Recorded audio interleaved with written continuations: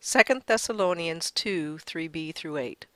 For that day shall not come, except there come a falling away first, and that man of sin be revealed, the son of perdition, who opposes and exalts himself above all that is called God, or that is worshipped, so that he, as God, sits in the temple of God, showing himself that he is God.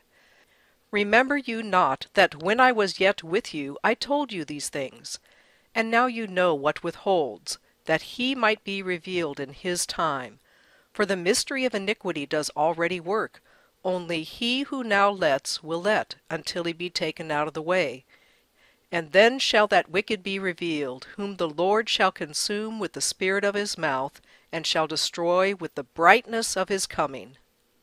In Part 1 I taught that what withholds is civil rule based upon the Torah, and that American government was, but is no longer functioning as a constitutional republic.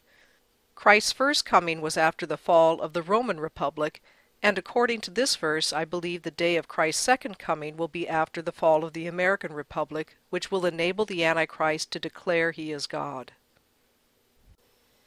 America was a Christian nation.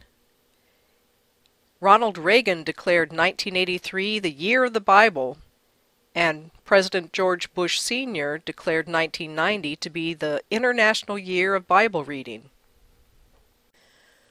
The American Republic was founded upon the laws of nature and nature's God, according to our Declaration of Independence. So to destroy our republic, our foundation upon God had to be destroyed, which has largely been accomplished through the secularization of public schools and public services. But the prosperity and power that earlier dependence upon God brought America would also need to be destroyed and taken out of the way before Antichrist declares he is deity. One of the great strengths of the United States is, although as I mentioned, we have a very large Christian population, we do not consider ourselves a Christian nation or a Jewish nation or a Muslim nation. We consider ourselves a nation of citizens who are bound by ideals and a set of values. In Ankara, I made clear that America is not and never will be at war with Islam.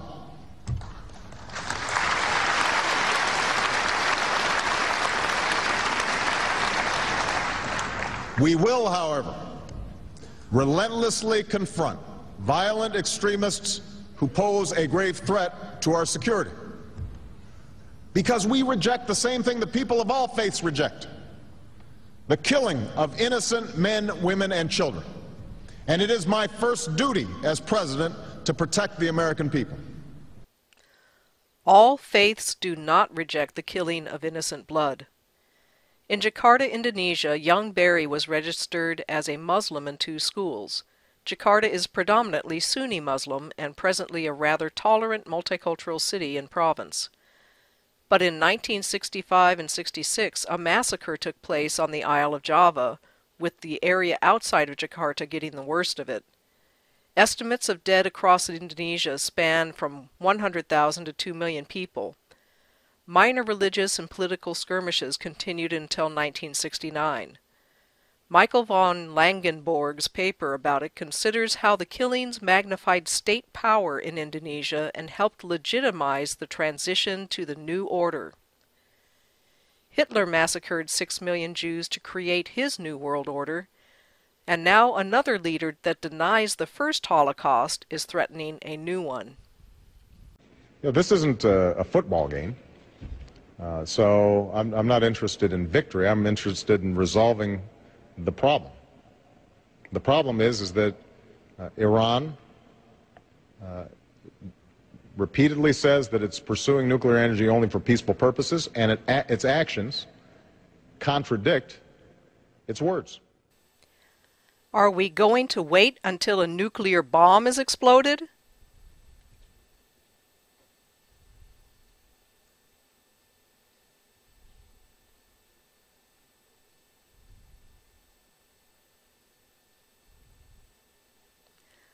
Does Obama understand the Shia beliefs which Ahmadinejad spews each time he speaks to the UN? Iran's president told a reporter he has been physically talking to the Mahdi, the Muslim Messiah. Ahmadinejad believes he must cause as much chaos in the world as possible so that the Mahdi can arise and bring a new Muslim world order. Christians would equate this Muslim Mahdi with the Antichrist. And you know what withholds that he might be revealed in his time, for the mystery of iniquity does already work. Only he who now lets will let until he be taken out of the way, and then shall that wicked be revealed. The word mesos means midst or middle. Obama hopes to remove all U.S. troops from Iraq within a year. When they're gone, I believe we will hear a leader declare himself to be God. Revelation 13:5-10.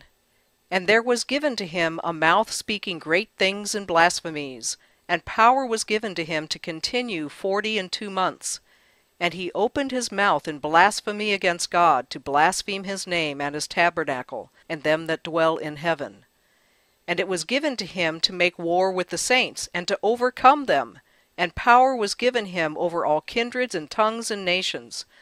And all that dwell on the earth shall worship him, whose names are not written in the book of life of the Lamb slain from the foundation of the world. If any man have an ear, let him hear. He that leads into captivity shall go into captivity. He that kills with the sword must be killed with the sword. Here is the patience and faith of the saints. Antichrist is already a leader who continues in power for 42 months, or 3.5 years. The saints will be overcome by his power, and many will be martyred. Yes, this is a post-trib scenario.